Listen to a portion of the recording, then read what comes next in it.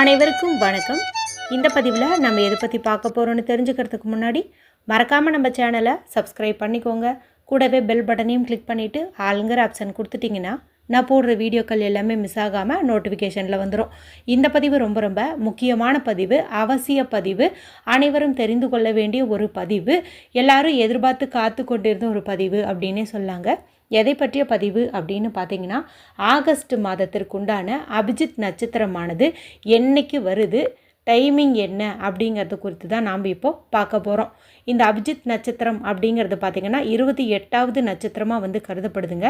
இந்த நேரத்தில் நம்ம என்ன செஞ்சாலும் அதில் நிச்சயம் வெற்றி உண்டாகும் அப்படிங்கிறதுனால நல்லவங்க இதை நல்ல செயல்களுக்கு பயன்படுத்திக்குவாங்க.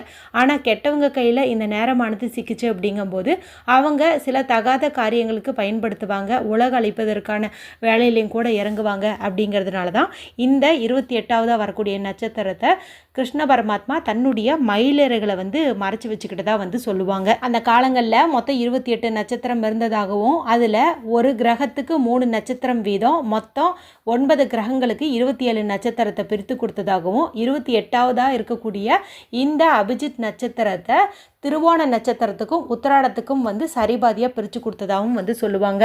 தினமுமே நமக்கு அபிஜித் முகூர்த்தம் அப்படிங்கிறது வருங்க. இதுவும் பார்த்திங்கன்னா ரொம்ப ரொம்ப சக்தி வாய்ந்த ஒரு நேரம் அப்படின்னே சொல்லலாம். சூரிய உதயத்தை அடிப்படையாக வச்சு இந்த நேரத்தை கணக்கிடுவாங்க. இது தினந்தோறுமே டைமிங் மாறுபடும். ஒரு அப்ராக்சிமேட்டாக சொல்லணும் அப்படின்னா 11 மணி 45 நிமிஷத்துலேருந்து 12 மணி 20 நிமிஷம் இந்த மாதிரி ஒரு டைமிங்கில் அது வரும். அந்த நேரமும் சக்தி வாய்ந்தது தான். ஆனால் இது பார்த்திங்கன்னா அபிஜித் நட்சத்திர நேரம். இது நமக்கு மாதம் ஒரு முறை, சில சமயங்களில் 2 முறை வரும். வெறும் 24 நிமிடங்கள் மட்டுமே இந்த நேரமானது இருக்கும் அப்படின்னு சொல்லலாம். சக்தி வாய்ந்த இந்த 24 நிமிஷத்தையும் யார் ஒருத்தங்க கெட்டியாக பிடிச்சுக்கிட்டாலும் அவங்க வாழ்க்கையில் நிறைவேறாதுன்னு கைவிட்ட பல முக்கியமான விஷயங்களை கூட எளிதாக நிறைவேற்றிக்க முடியும் அப்படின்னே சொல்லலாங்க. அது வேலையாகட்டும், தொழிலாகட்டும், குழந்தை பாக்கியமாகட்டும், பணம் சம்பந்தப்பட்ட பிரச்சனைகளாகட்டும், எதுவாக இருந்தாலும் நிச்சயம் நமக்கு கை கொடுக்கும். ஏன்னா ஒரு சில பரிகாரங்கள் நம்ம செய்யும்போது கர்ம வினைகள் காரணமாகவோ இல்லை ஜாதகத்தில் கிரக சூழ்நிலைகள் சரியில்லாத போதோ அது பலன் தராமல் கூட போகலாம். ஆனால் இதுபோல் சக்தி வாய்ந்த நேரங்கள் எல்லாம் இருக்குது இல்லையா, இது கூட சேர்ந்து இந்த சோடசக்கலை நேரம் இதெல்லாம் பார்த்திங்கன்னா ரொம்ப ரொம்ப பவர்ஃபுல்லான டைமிங்னு சொல்லலாம். அந்த நேரத்தில் நம்ம செய்யும்போது 100% பலன் நமக்கு கிடச்சிரும், சீக்கிரமாகவே கிடைக்கும் அப்படின்னு சொல்லலாம். இன்னும் சில சகோதரிகளுக்கு இதுபோல் நாங்கள் இந்த டைமிங்கை ஃபாலோ பண்ணியும் எங்களுடைய விருப்பங்கள் நிறைவேறல அப்படின்னு சொல்லியிருந்தாங்க. அதுக்கு காரணம் இருக்குது. நான் வீடியோ போடுறேன் அப்படின்னு சொல்லியிருந்தேன். மிக விரைவில் நீங்கள் அதுக்கான பதிவு எதிர்பார்க்கலாம். டைம் கிடைக்கும்போது கண்டிப்பாக நான் அதை அப்லோடு பண்ணுறேன். அதனால் நீங்கள் சிலதெல்லாம் நடக்கலை அப்படிங்கிறதுக்காக இதை கைவிட்டுறாதீங்க.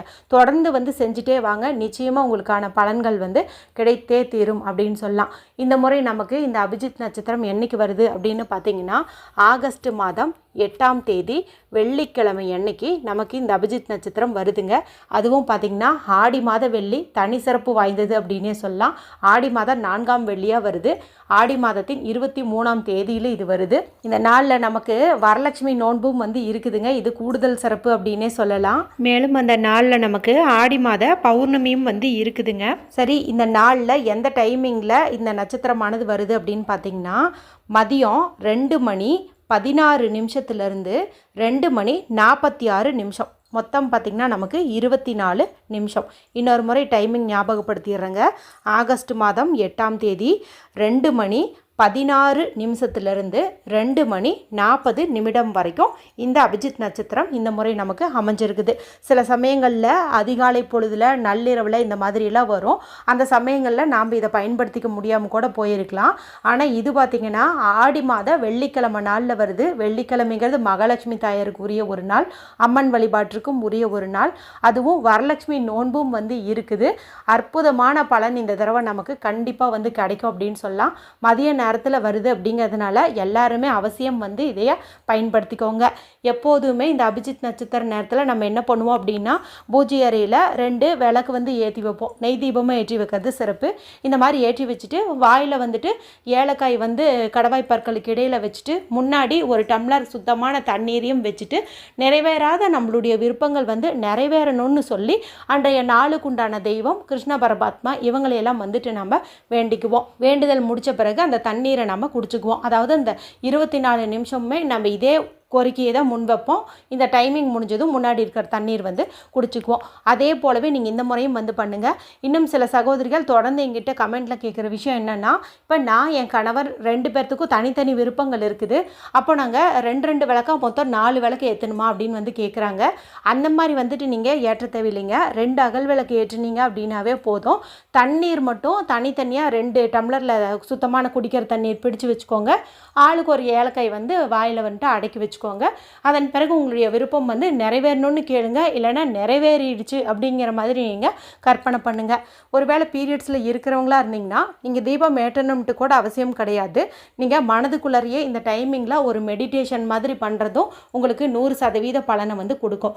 இல்லைங்க நான் தீபம் ஏற்றினா தான் எனக்கு திருப்தி அப்படின்னு நினச்சிங்கன்னா நீங்கள் பூஜை அறையில் வந்து தீபம் ஏற்ற வேண்டாம், ஹாலில் உட்காந்துட்டு நீங்கள் தீபம் ஏற்றுவது அப்படிங்கிறது நல்லது.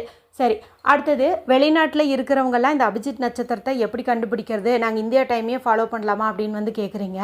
நீங்கள் என்ன பண்ணுறீங்க அப்படின்னா உங்களுடைய நாட்டினுடைய அந்த டைமுக்கு அப்படியே வந்து கன்வெர்ட் பண்ணிக்கோங்க. ஒரு உதாரணத்துக்கு சொல்லணுன்னா, இப்போ மலேசியாவுக்கும் இந்தியாவுக்கும் 2.5 மணி நேரம் வித்தியாசம் வருது. அப்படிங்கும்போது இப்போ நான் சொன்ன நேரத்தோட 2.5 மணி நேரத்தை ஆட் பண்ணி நீங்கள் வந்து டைமிங் வந்து கண்டுபிடிச்சிக்கலாம். இதே போல் மற்ற நாடுகளில் இருக்கிற நம்மளுடைய சகோதரிகளும் அவங்கவுங்க நாட்டினுடைய டைமை அப்படியே வந்துட்டு கன்வெர்ட் பண்ணிக்குவாங்க. சரியா, இந்தியா டைமுக்கும் உங்கள் நாட்டுக்கும் என்ன வித்தியாசம் வருது அப்படின்னு தெரிஞ்சுக்கிட்டு அதன் பிறகு நீங்கள் வந்து இதில் கால்குலேட் போட்டு கண்டுபிடிச்சிக்கோங்க. சரி, இதெல்லாம் வந்து உங்களுக்கு தெரிஞ்ச விஷயந்தான். இப்போது நான் வந்து புதுசாக ஒன்று வந்து சொல்ல போகிறேன். இதை வந்துட்டு நீங்கள் அந்த நாளில் செய்யறதுக்கு முயற்சி பண்ணுங்கள். நமக்கு அந்த நாளில் ஒரே ஒரு மருதாணி இலை கிடச்சிச்சு அப்படின்னாவே போதுங்க, நம்மளுடைய விருப்பங்கள் யாவும் வந்து நிறைவேறும். ஏன்னா அன்னை சீதாதேவி பார்த்திங்கன்னா மகாலட்சுமி தாயாரின் அம்சம். இவங்க வந்து இந்த மருதாணி இலைக்கு ஒரு வரம் வந்து கொடுத்துருந்தாங்க. உன்னை கையில் யார் வச்சுக்கிட்டு என்ன கேட்டாலும் அந்த விருப்பங்களானது நிறைவேறும், செல்வ வளமும் அதிகரிக்கும் அப்படின்ட்டு. அதனால் இந்த வரலட்சுமி நோன்பன்னைக்கு இந்த அபிஜித் நட்சத்திர நேரத்தில் நமக்கு மகாலட்சுமி அம்சம் பொருந்திய ஒரே ஒரு மருதாணி இலை கிடச்சிச்சின்னா கூட அது நீங்கள் கழுவி தூய்மைப்படுத்திட்டு உங்களுடைய கையில் வச்சுக்கிட்டு உங்களுடைய நிறைவேறாத விருப்பங்களை இந்த 24 நிமிஷமுமே நீங்கள் வந்துட்டு கேளுங்க. ஒரே விருப்பத்தையே வந்து கேளுங்க, கண்டிப்பாக வந்து அது நடக்கும். இப்படி வேண்டின பிறகு அந்த மருதாணி இலை என்ன பண்ணலாம் அப்படின்னு பார்த்தீங்கன்னா, மருதாணி இலையை நம்ம மென்று சாப்பிட்றது அப்படிங்கிறது நல்லது. உங்களுக்கு அதை சாப்பிட்றதுக்கு பிடிக்காது அப்படிங்கும்போது ஒரு 4-5 முறை பல்லில் போட்டு மென்னுட்டு நீங்கள் என்ன பண்ணுறீங்க அப்படின்னா, தண்ணீர் முன்னாடி வச்சுருப்போம் இல்லையா, அதை வச்சு நீங்கள் இதை குடிச்சிருங்க. ஏன்னா மருதாணி இலை வந்து நம்மளுடைய உடம்புக்குள்ளே போகிறது ஆரோக்கியத்துக்கும் வந்து உதவியாக இருக்கும் அப்படின்னு வந்து சொல்லுவாங்க. அதுவும் ஒரு இலை தானே, ஒரு சின்ன சைஸ் நீங்கள் எடுத்துக்கிட்டுவீங்க தானே, அதனால் இதை வந்து வேண்டுதல் முடிச்ச பிறகுமே நம்மளுடைய உடம்புக்குள்ளே வந்து செலுத்துக்கிறது அப்படிங்கிறது நல்லது. ஒருவேளை எனக்கு அதெல்லாம் சாப்பிட பிடிக்காது, நான்லாம் செய்ய மாட்டேன் அப்படின்னு நினச்சிங்கன்னா இந்த இலையை வந்துட்டு நீங்கள் உங்களுடைய பர்ஸ்லையோ பீரோலையோ எங்கே பணம் வைப்பீங்களோ அங்கே வந்து வச்சுக்கோங்க. நான் முன்கூட்டியே வீடியோ போடுறதுக்கான காரணம், நிறைய சகோதரிகளுக்கு வந்து இந்த மருதாணி இலை வந்து கிடைக்கிறது இல்லைங்கிற மாதிரி சொல்லியிருந்தாங்க. நீங்கள் வந்து வாய்ப்பு கிடச்சிச்சு அப்படின்னா இன்னும் நமக்கு டைம் இருக்குது இல்லையா, 8 நாள் இருக்குது. அதனால் அதுக்குள்ளார முன்னாடியே நீங்கள் ரெடி பண்ணி வச்சு ஃப்ரிட்ஜுக்குள்ளே கூட வச்சுக்கிறது உதவியாக இருக்கும் அப்படின்ட்டு தான் இப்போவே வந்து நான் வீடியோ போட்டேன். அதையும் மீறி உங்களுக்கு அது கிடைக்கல அப்படிங்கும்போது உங்களுக்கு வேறு ஒரு பரிகாரம் அடுத்த பதிவில் வந்துட்டு சொல்கிறேன். இந்த மாதிரி சக்தி வாய்ந்த நாளில் இந்த அபிஜித் நட்சத்திரம் வரதுனால யாருமே வந்துட்டு தவற விட்டுறாதீங்க. வீடியோ பிடிச்சிருந்தால் மற்றவங்களோடையும் ஷேர் பண்ணுங்கள், லைக் பண்ணுங்கள். மற்றும் ஒரு பயனுள்ள பதிவில் உங்களை சந்திக்கிறேன். நன்றி, வணக்கம்.